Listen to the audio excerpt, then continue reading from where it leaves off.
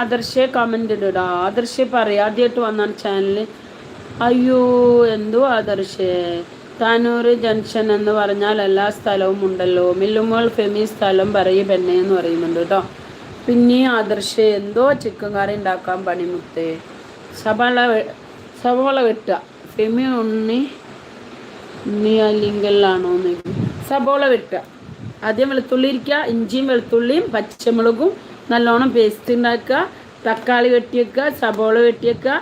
സബോള നല്ലോണം വഴറ്റുക. അപ്പോൾ ഒരു കാര്യം കൂടി ചെയ്യണം കേട്ടോ. ചിക്കൻ കറി വെക്കുമ്പോൾ ഒരു നുള്ളുലുവേ ഒരു നുള്ളു വലിയ ജീരകം ഇട്ടിട്ട് ഇളക്കുക. എന്നിട്ട് സബോള ഇട്ട് കൊടുക്കുക. സബോള നല്ല ഇതായി വരുമ്പോൾ ഇഞ്ചിയും വെളുത്തുള്ളിയും പേസ്റ്റ് ഇട്ട് കൊടുക്കുക. അത് നല്ലോണം വഴറ്റുക. എന്നിട്ട് പിന്നെ തക്കാളി ഇട്ട് കൊടുക്കുക കേട്ടോ. തക്കാളി ഇട്ട് കൊടുത്ത് അതൊക്കെ നല്ല റെഡിയായി വന്നാൽ അതിൽ മുളക് പൊടി, മഞ്ഞൾപ്പൊടി, മല്ലിപ്പൊടി, പിന്നെ കുരുമുളക് പൊടി, ഗരം മസാലപ്പൊടി, വേണമെങ്കിൽ ചിക്കൻ മസാല എല്ലാതും ഇട്ട് ഇളക്കുക. കഴിഞ്ഞോ?